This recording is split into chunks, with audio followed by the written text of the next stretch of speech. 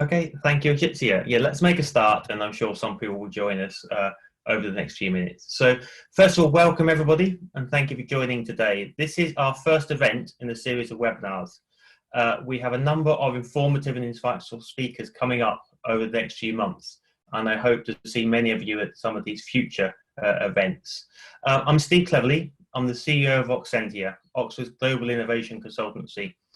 Oxentia was formed in 2017 as a spin-out of Oxford University Innovation. However, our history as a consulting division goes back to around 2004, when we were originally called ICIS Enterprise and changed our names for fairly obvious reasons. We were formed to provide technology transfer advice and training to universities, research institutes and governments. And today, in 2000, we have a team of over 30 staff and associates, providing innovation management consultancy and training to clients all around the world. We train over 1,000 people per year, and we've worked now in 67 countries. I'm joined today by Tom Hockaday. Tom was the CEO of OUI, Oxford University Innovation, for over 10 years and has extensive experience working in the area of technology transfer. Tom was also one of the people behind the formation of ICIS Enterprise back in 2003. So based on his extensive experience of university technology transfer, Tom has recently published a book that we were just talking about, University Technology Transfer, What It Is and How to Do It. So during this webinar, we'd like to ask Tom some questions about the issues outlined in this book to understand what to expect from university technology transfer in the coming years. We will try to understand the challenges faced by technology transfer offices today and some future strategies that they may employ. Please ask any questions in the chat box. My colleague Ajitsia will monitor the chat and capture these questions so we can then answer them. Please don't send any questions directly to Tom in the private messages. He won't be monitoring his chat. So welcome, Tom, and thank you for joining us today. Thank you, Steve. It's an absolute pleasure to be here, to be with you again, imagining we were in the same room. It's good to be in contact, and it's great to be here online with so many other people. Absolutely. So I guess our first question, Tom, is what inspired you to write this book? Well, thank you, Steve. And just to avoid any confusion again as to which book we're talking about, I thought I'd show the viewers a copy. This is the book. It was published in the US in April of this year, published in the UK and Europe in June of this year. But the story goes back a bit further than that. In 2016, just as I was finishing working at Oxford University Innovation, which is the tech transfer office of Oxford University, I was approached by a long-term colleague and friend in the US, someone called Ashley Stevens, who some of you may know, based in Boston, to write a chapter for a sort of international collection he was putting together, to write a chapter about UK tech transfer. So I did that, and sadly that project opportunity fell through, and I found myself with a chapter of about 10,000 words. And I thought, rather than, let that go, I should use it somehow and build on it. And I spent the next couple of years really thinking about structure, contents. I was doing a lot of traveling at the time, and airplane flights were a great opportunity to think about structure and contents, how to sort of pull it all together. And I guess mainly I wrote it in sort of 2017, 2018, in between, continuing with my work as an independent tech transfer consultant. I learned a great lesson, which somebody passed on to me about writing a book, is that unless you're actually sitting down in your chair, at your desk, at your computer, or with your pen and paper, or whatever it is, nothing's going to happen. No amount of walking around the garden thinking of inspiration actually puts words on the page. So the best lesson I was given was just sit down at your desk and write. So I did that, and I finished it sort of towards the end of 2018, and I started talking to publishers, and Johns Hopkins University Press picked it up. and then it goes into their process, and here we are. And I guess, you know, in terms of inspiration, what I wanted to do with it, I think the reason I was committed to following through with it was I was aware that I had an awful lot of information in my head about this thing called tech transfer, university tech transfer. And I wanted to put it all down before I forgot it in some ways.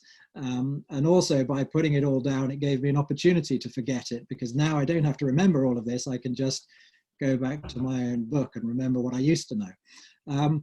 But no, I think really I just want to help. I just want to share. I just want to help in any way I can, share everything I know, put it all down there, and you know, hope that it can be picked up by anybody anywhere in the world interested in this subject, either as a detailed practitioner just starting a job in tech transfer, been in tech transfer for a while, or an academic researcher wanting to get involved, university administrators, university leadership, politicians, investors.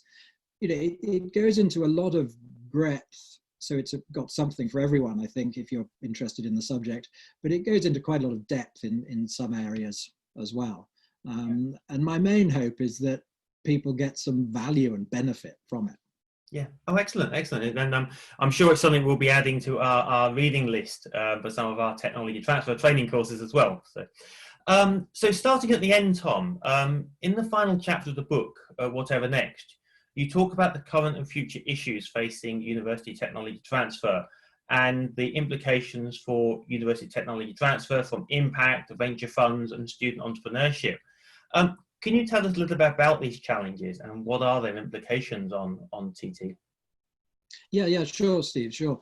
Yeah, and so, I mean, you know, throughout the book, I start with a general introduction, some history of how it grew and developed, mainly in the US and the UK, and then quite a lot of detail on the big issues that we face and project management processes, licensing, spin-outs, and then talk about government policy and lots of things. And yeah, the final chapter is thinking about the current issues that we face in university tech transfer, and yeah, where things may be headed. And I guess it's worth saying that my experience has been sort of anchored in the UK, but I've done a lot of work around the world, and I've engaged with tech transfer people around the world. So I think it's relevant well beyond the UK. And as we know, actually, the presence of everybody on this call from around the world, you know, university tech transfer, it's a global activity, and it's a sort of global family in a way. I think for those of us who go to international meetings about this, it's a great community of people. So I think it's not just UK. I think these things are playing out in many countries in the world. Yeah, and so the first thing I pick up on is just this idea of an innovation landscape in a university. And this is the idea. If you imagine a sort of grid, imagine you map out, you know, along the x-axis, along the bottom, all the university departments that you've got in physical sciences, life sciences, arts, humanities. And then up the y-axis, you think about all the sort of types of people that there are in universities, undergrads, postgrads, early stage researchers, academics, administrators, alumni.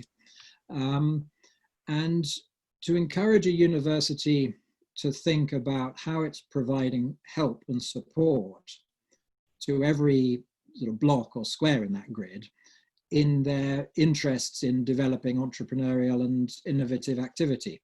So, you know, you can take that grid and you can look at your university and you can think, where do we provide support?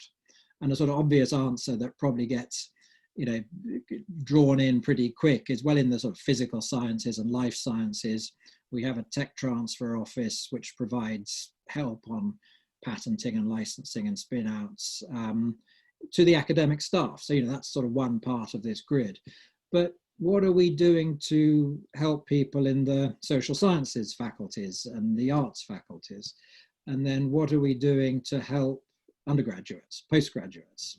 How are we helping administrators? How are we trying to get this concept of innovation, and not just tech transfer, but innovation within the university? So we're providing innovation support across to everyone. And the sort of ultimate, in a way, is the alumni. So people come into a university, then they move on. And do we provide support to them then? We know that from Oxford, what we tried to do was provide a seed investment fund, so the successful alumni could put their money into that fund and invest in tech companies. But rather like university careers offices now are providing support to alumni, throughout their lives after university. Well, what about innovation support of one sort or another?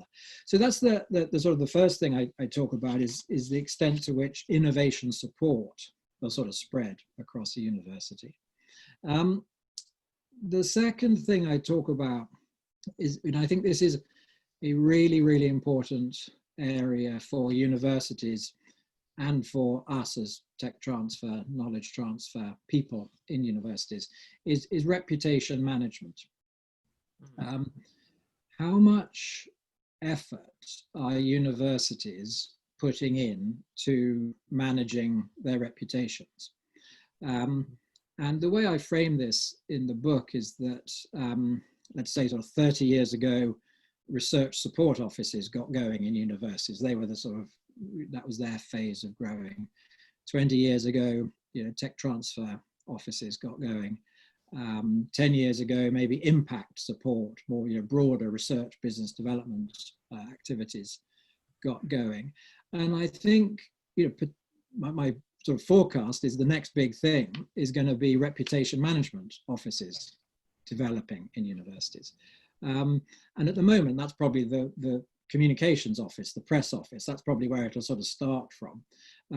But like all big organizations, they're very concerned, obsessed with their reputation, but do remarkably little to manage it properly. And so I think there's scope for growth. And actually another one I forgot that sort of boomed was the development or advancement office. That sort of had its time, and that grew. So I think next up will be reputation management. And the reason that's relevant to us, to all of us in innovation, entrepreneurship, tech transfer, is that we have a hugely important role to play in supporting, building and developing and growing the reputation of our universities and our institutions. The stuff that we do is directly connecting the university to the outside world. And we provide great stories. We provide great stories that the university can use to promote itself. We might be promoting ourselves, but actually, more important, we want to give that information to the university so the university can promote itself. And I think the reason that's so important, and we'll maybe get to this a bit later on again, is that tech transfer as activity continues to need, as always, but needs to be able to demonstrate to its host university why it's a worthwhile activity. Yeah, no, absolutely. So you see some of the challenges really are around this, or the changes are about fostering this culture of innovation and this support and building reputation on behalf of the university too. Absolutely. Yeah. And then some sort of real more direct challenges that I think tech transfer faces.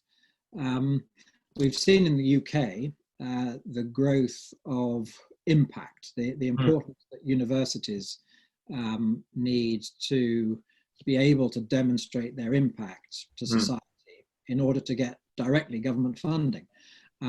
And that's beginning to spread to other countries in the world. And whether it's connected to funding or not, there's a general point that universities need to be able to demonstrate their impact. And that's interesting to us because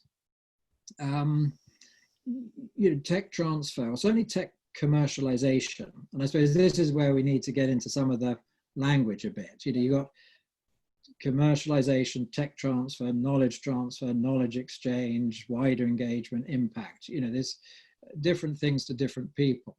But the commercialization piece, the sort of heart, the core of tech transfer, is one way that universities can deliver impact. And we need to make sure that we don't become such a small part of that we get lost, that, you know, the tech transfer, the commercialization maintains an important part of that sort of impact story, so we don't get lost.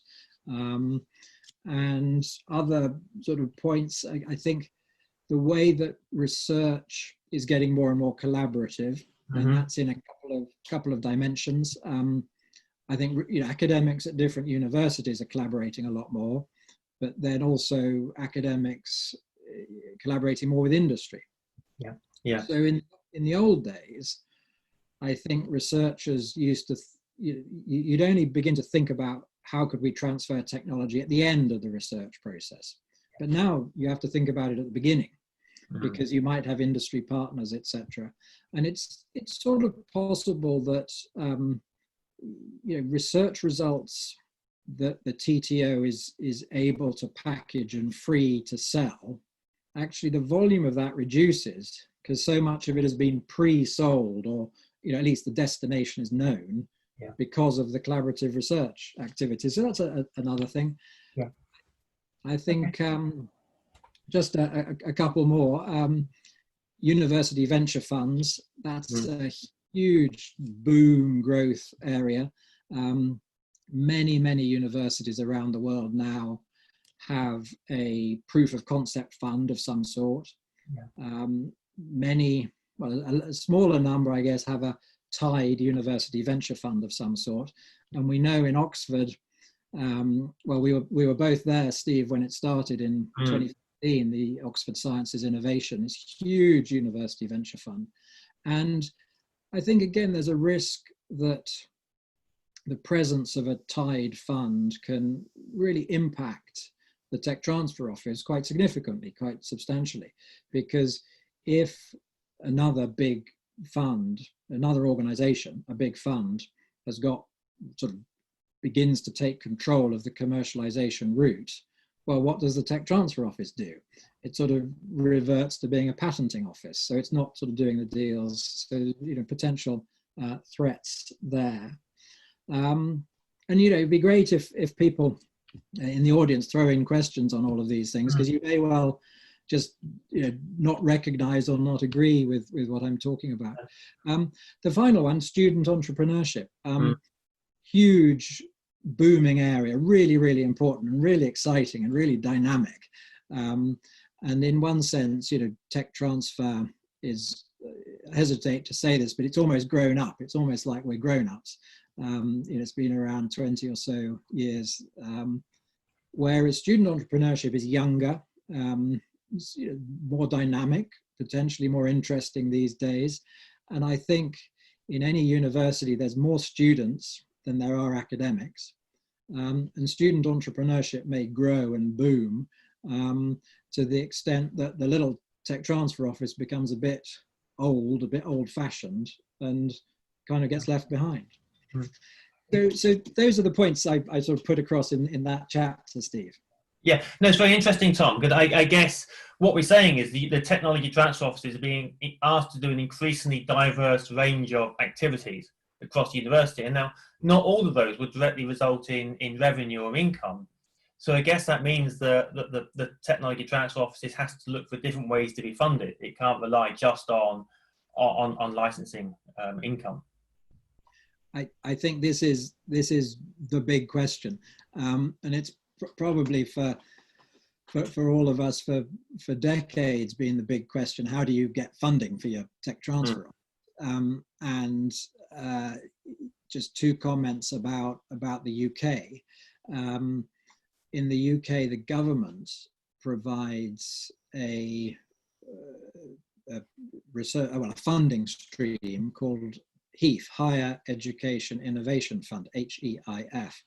And this has been an absolutely wonderful program. It was introduced in the year 2000, so it's 20 years old. It's got all the benefits of continuity. All universities depending on the sort of size and scope of their research activity, get a decent amount of money from the government to support their education, higher entrepreneurship and innovation activity. And what we've seen over time is that money's got stretched thinner and thinner across the university because everybody's doing this. So insofar as that went to the Tech Transfer Office, that's under pressure. The old idea that tech transfer makes money has finally vanished, which I think is a good thing. A small number of universities might make money in a long time in the future, but that's not why we do tech transfer. We do tech transfer because we want to transfer the benefits of research results out into society. So as there's a growing recognition that this isn't about the money, universities have got to decide how are they going to fund it, and do we view the tech transfer as a cost center rather like they view the research support office or the library or the sports center or whatever it might be. And if we can get across this idea that a well-funded TTO of a size that makes sense for a university, big universities have bigger ones, probably proportionate to the volume of research, proportionate to the number of academics, the number of researchers, that this is quite simply something a university must have in order to be a modern, innovative research university. So, for the TTO to win the argument that it's an essential service. I mean, imagine going to a university without a library. So imagine going to a university without a decent tech transfer office. It just doesn't make sense. And so to become part of the central service provision of a university. Okay, no, interesting. I guess your book was also written very much before the COVID-19 pandemic, which none of us would have predicted. How do you think university technology transfer is going to be affected? Yeah, I mean, we've all inevitably had to think about this. We've had to think about how every aspect of our lives and other people's lives is affected by this. And for many people, it's been tragic. And for many activities and for many businesses and professions, it's, the future does not look good at all. Nevertheless, one's got to think about the future sort of positively and how we're going to work our way out of it, through it and then beyond. I think two points about tech transfer in particular. One, really just what we've been talking about, how are you going to pay for it, in bold, multiplied, to the power of n, because universities will have less money, companies will have less money, governments will have less money, not only less money, but other priorities leading to less money. So again, this puts, I think, a lot of emphasis on us, particularly leaders in tech transfer, to win that argument within the institution and for sometimes within government to win that argument, that this is a really important activity at the heart of a university, and key to boosting the university's reputation in all sorts of positive ways. Yeah, he's almost waving that flag, isn't it? That the technology transfer officers are here, and here are the benefits and value that they're bringing to the innovation ecosystem. And we're seeing an awful, so much of that directly. I mean, the stories that research universities are pumping out all over the world about use of university facilities, for example, 3D printing for producing ventilator kit, whatever it might be, for producing personal protective equipment. It's been really impressive, the university's response to that. And then engineering departments have turned their hands to ventilator solutions. And we've got the vaccine programs, obviously in Oxford and elsewhere.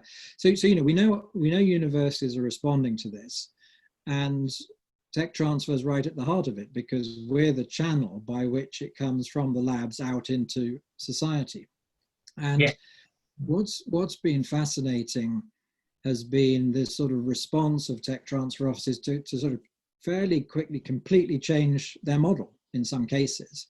And so the sort of, as well as the whole funding piece, there's this fascinating case which I sort of label the rise of the Nerf.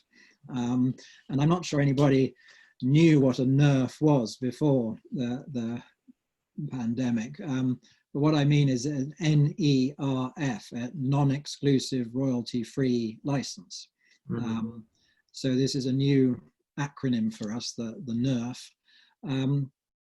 And in the US, a number of universities have got together to promote a technology access framework, which talks about the terms under which COVID-related technologies, any technology which potentially has a role to play in addressing the pandemic, will be made available on non-exclusive royalty-free terms. And the same's happening in the UK, and I'm sure that I know the same's happening in various European countries. And UCL in London, University College London, have used an online licensing program, eLucid, to make the IP relating to their ventilator technology, freely available. So, great stuff being done by TTO. I think what's interesting is that if we're going to do Nerfs for COVID-related technology, because there's a crisis, well, hang on. Do you remember last year there was a crisis? It was called the climate change crisis. And actually that's still with us. Nothing's changed about that. So if you were going to do a Nerf approach for COVID, why not do it for climate change? Technologies, electric motors, low carbon emissions, wind turbines, whatever you might be sort of developing. And I think this type of thinking will, the world is watching, and the world is going to see universities changing, and it's going to say, well, if you change for that, why not change for this?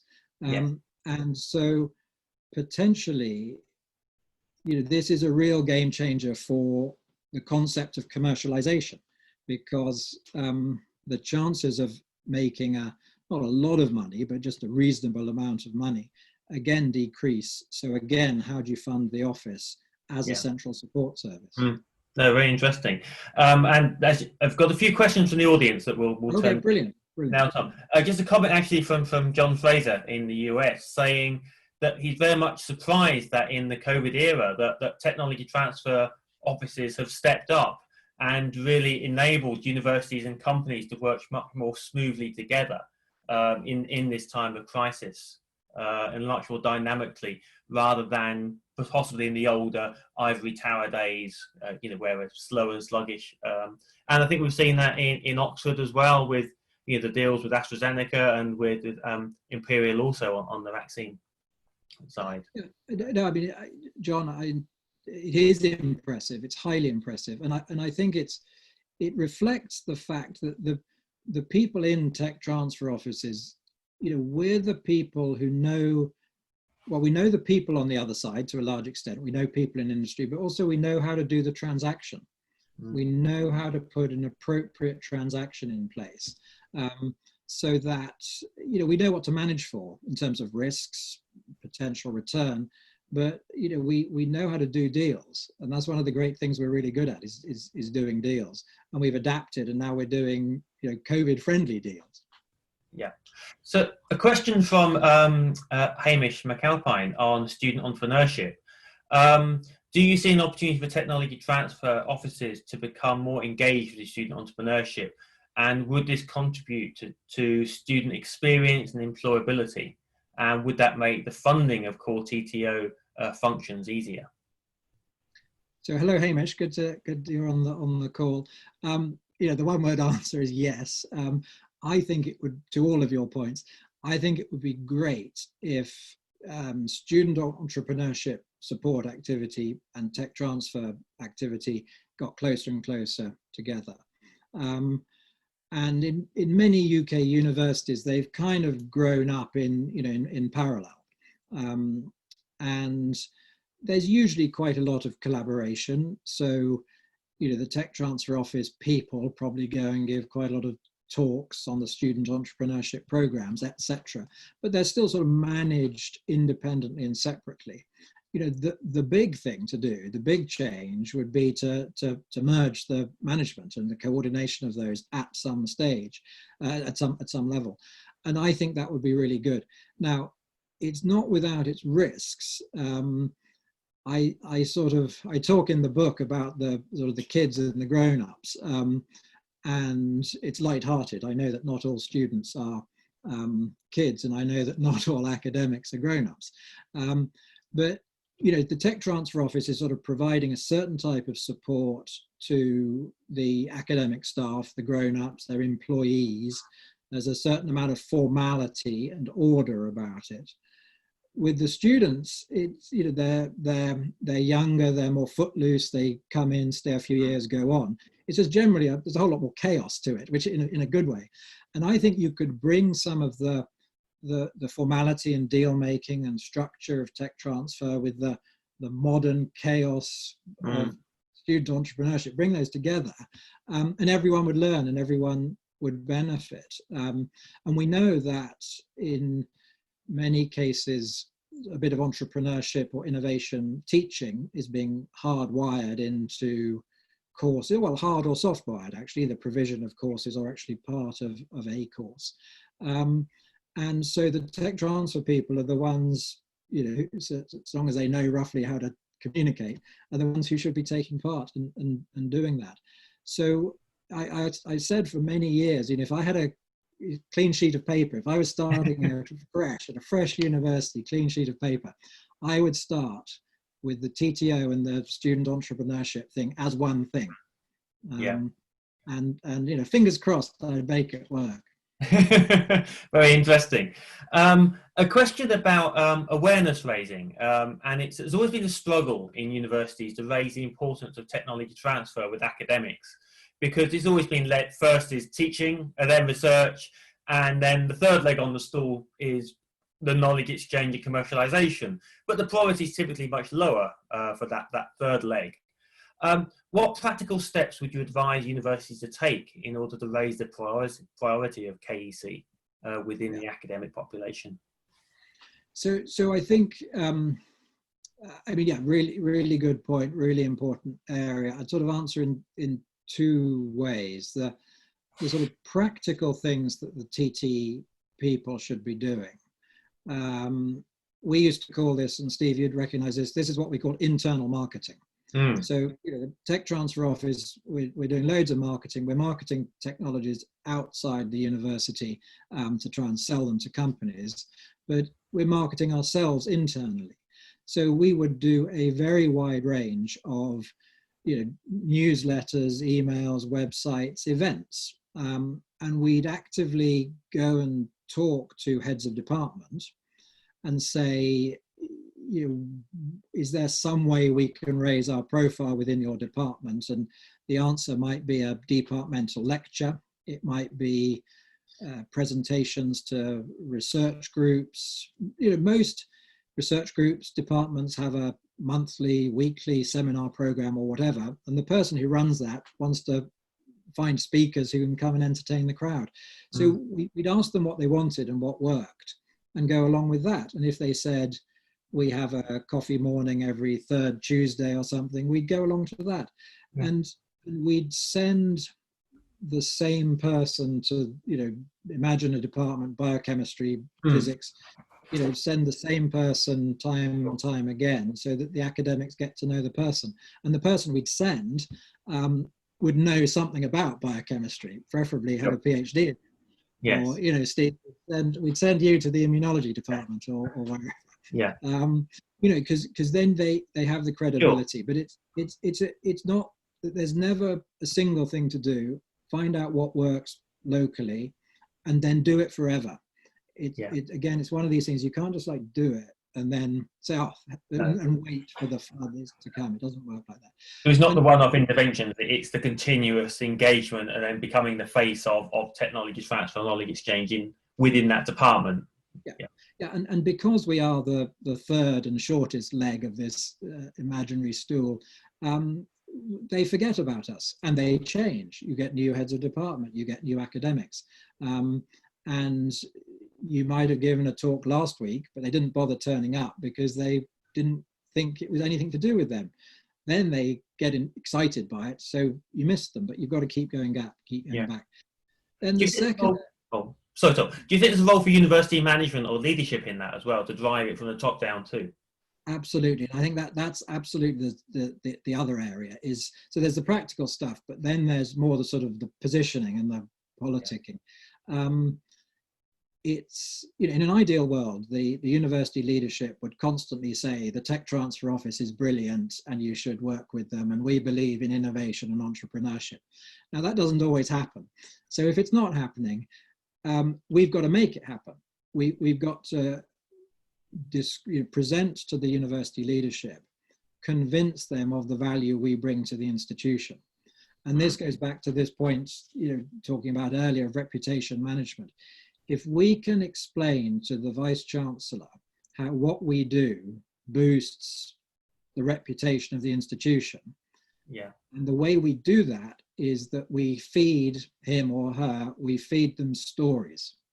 Because Vice Chancellors, rectors, presidents, different titles around the world, they spend a lot of time, well, actually in the old days, they'd spend a lot of time sit at events and dinners talking to other people, and they want, they want stories to excite the audience about the brilliance of their university. And the TTO has the stories, and we just need to sort of feed them and get them promoted. Yeah, okay. An interesting question going back to your point on tied university venture funds.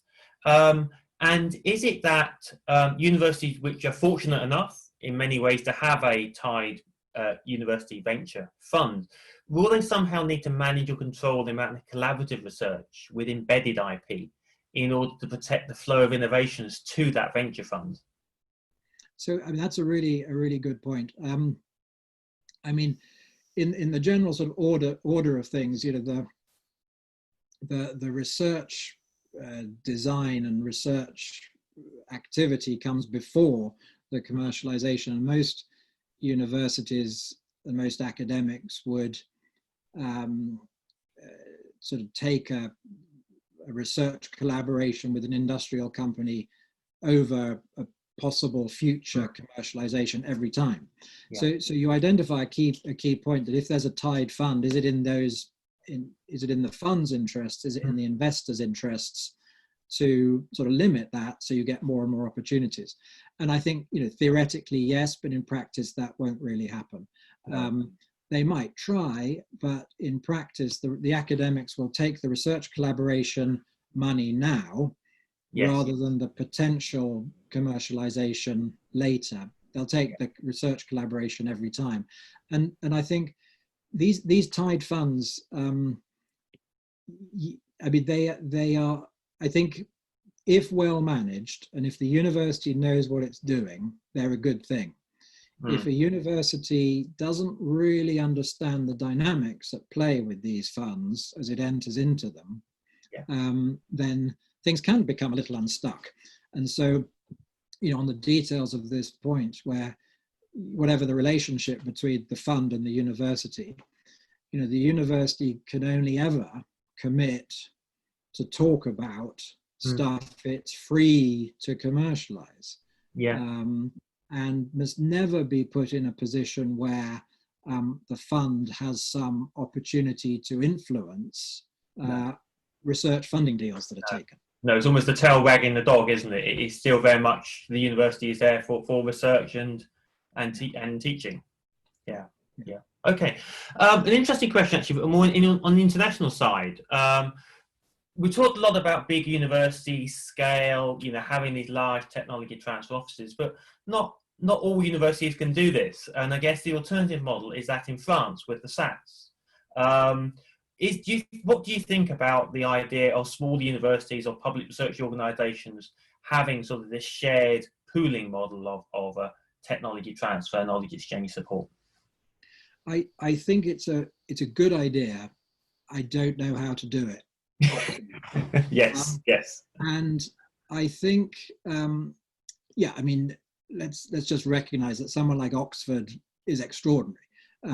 And, you know, in the UK, there's sort of 20 to 30, depending on your views, sort of, you know, big chunky research universities who can, you know, justify having their own office. And that's probably the same in most countries. There's a small number who can and a larger number who can't. So with the importance of impact and collaboration and the need for more central support that we're talking about, how do they do it? I think every institution, whatever its size and shape and focus, it needs at least one person who is responsible for this stuff, who's part of that university. So the researchers and the academics view that person as part of their family. You know, they're one of us, they're at our place, so I can go and talk to them. If the first contact has to be with an external, it just sort of increases the obstacle, and so less likely to happen. So you've got to have somebody, and I suppose at the limit, you imagine you sort of knock on the door, walk into an office, and there's a table with a telephone on it, and you just sort of pick up the telephone and talk to somebody. But no, you need a person. Now, whether that person is really just a signposting to an external supplier of this, who might be supplying it to a number of local organizations, that supplier might be a private sector, might be public sector. You know, this is where it gets interesting and complicated. So I think we have to, you know, we whoever we are, but you know, everybody who's interested in this has got to probably just try a bit harder to work out good models for this. And you know, the answer here won't be the same as the answer there, etc. You know, we've got some, you know, good examples from which we can learn in this country.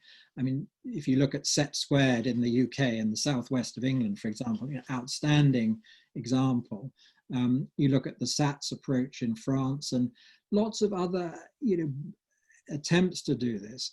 My guess is that, and this doesn't necessarily go with SATS. SATS was very much a sort of French, you know, top-down approach. I was involved in that I sat in a room in Paris for 2 days, listening to the pitches for the early SATs to get their funding. So it was very much, you know, coming to the government and asking for money.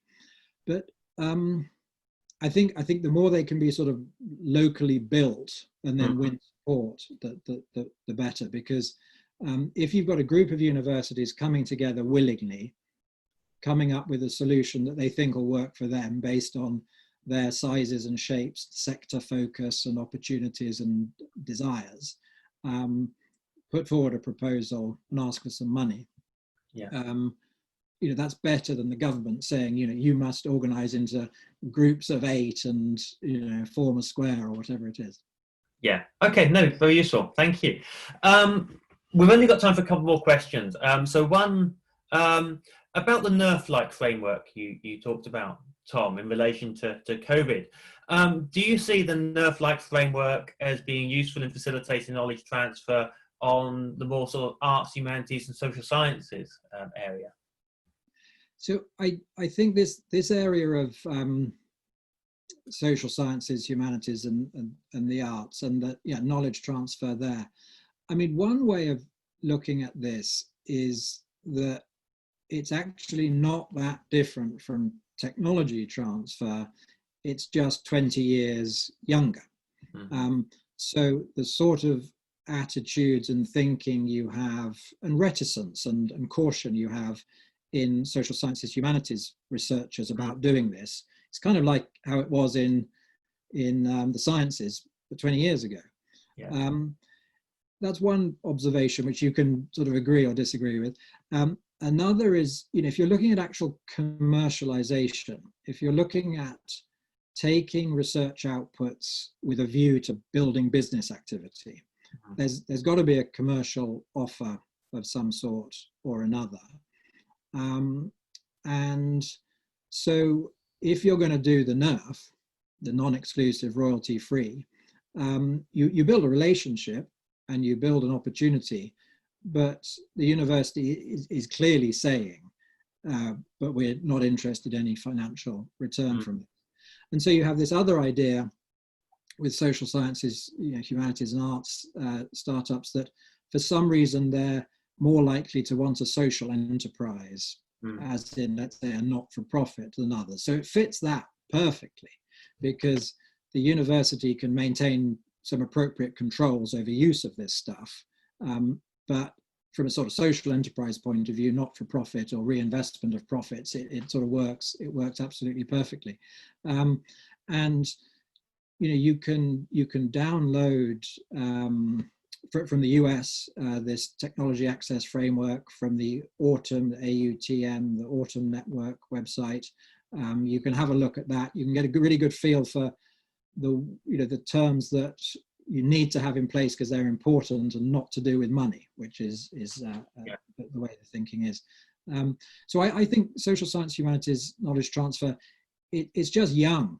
And so it's still evolving. I think the Nerf can be really helpful with that, but some of that's going to be as hardcore commercial opportunity as chemistry, but some of it just isn't. No, good. We'll take one final question, which is around skills. What would you say were the critical skills, knowledge and competencies to maintain an effective TTO? And what resources should be placed within the TTO, and what could be obtained from outside? Yeah, so this is a big one, isn't it? This is the next seminar, Steve.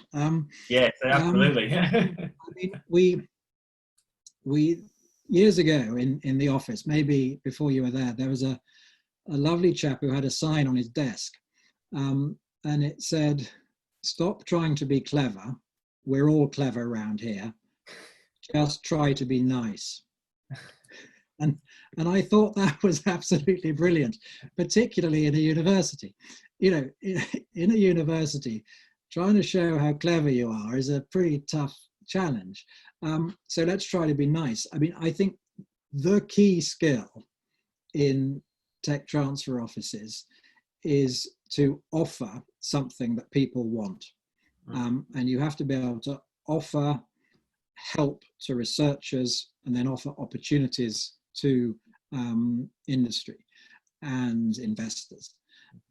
So, positioning the tech transfer office so it is seen by its university community as helpful.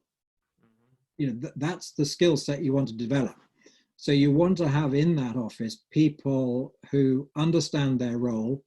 And I used to say, you'd sort of, when you walked into the office every day, in the old days when we walked into the office, when you walked into the office, you hung your humility up at the door. You had to be very humble in this activity, because we exist to help the researchers. So how can we help the research? Now, and it's like detailed, so that's about attitude, but attitude is often more important than aptitude. But on aptitude, I mean, you got to know your stuff, and there's a lot of stuff to know. You've got to know a lot about intellectual property rights and protections. You've got to know a lot about commercial transactions, from a so-called simple confidentiality agreement or material transfer agreement all the way through to a highly complex investment agreement, license agreement. So you've got to know a lot of that stuff, and then you've got to know your industry sector. So let's say you're a project manager in a certain area, you've got to know the industry, you've got to know the dynamics. So there's a lot of technical skills as well. Yeah. And we were very fortunate in ISIS that in Oxford, for a long time, we early on we looked for people who fit your profile, Steve. You fitted this profile perfectly. PhD in science and business experience, now in tech transfer, so you can have a credible conversation with the academics and a credible conversation with business. And I think in many places, there's still a struggle to find those people, fair enough. And Yeah. I'd say it's not about the money. It's not about the money. It's about somehow accessing and touching the networks where these people are, because people would come to us for less money because it was a really interesting job. Yeah, no, true. Thank you. I think we've probably come to the end of our allotted time for this webinar. So Tom, on behalf of Oxentia, I'd like to express our sincere thanks for your participation today. It just remains for me to say, where could people buy your book? So, well, Steve, before we get on to the real adverts, thank you. It's been great. It's been really nice to engage with all of you, and to thank Oxentia for putting this together. And all of you in the audience, the tragedy is I can't see you, but it's been great to connect with you. And so, the book, I mean, it's available in hardback. It's available as a Kindle online version. You can buy it in, as they say, all good bookstores, but you can buy it on Amazon. If you don't want to do that, you can buy it through your local bookstore. You can buy it through Johns Hopkins University Press, who published it. So it kind of depends where you are in the world. If you're in Europe, you probably want to try a local bookseller. If you're in the USA or rest of the world, Johns Hopkins University Press, or of course, Amazon everywhere. Yes. It's a sign of the times. You can now download it instantly after this webinar. Yeah. So thank you again, Tom. And on behalf of Oxentia, thank you to our audience and for all the questions this afternoon. I hope you've enjoyed this webinar today, and you'll join us for another event very soon. So thank you. Good night.